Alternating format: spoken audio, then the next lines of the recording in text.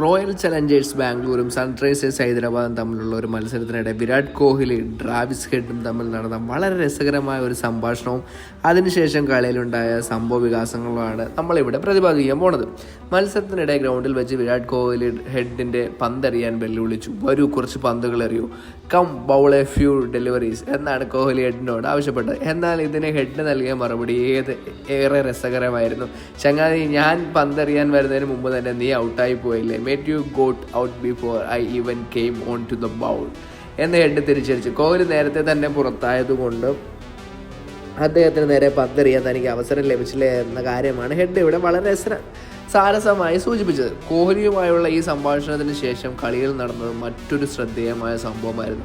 കളി പുരോഗമിക്കവേ Hyderabad captain Cummins പന്ത് Travis ഹെഡിനെ ഏൽപ്പിച്ചു. പന്തെറിയാൻ വന്ന ഹെഡും ഒട്ടും നിരാശപ്പെടുത്തിയില്ല. അദ്ദേഹം മികച്ച രീതിയിൽ പന്തെറിയുകയും RCBയുടെ ക്യാപ്റ്റൻ്റെ വിക്കറ്റ് തന്നെ വീഴ്ത്തുകയും ചെയ്തു. കോഹ്ലിയുടെ വെല്ലുവിളി ഏറ്റെടുത്ത് ഹെഡ് RCBയുടെ നായകനെ തന്നെ പുറത്തായിക്കൊണ്ട് അവർക്ക് കൃത്യമായ മറുപടി നൽകുകയും ചെയ്തു.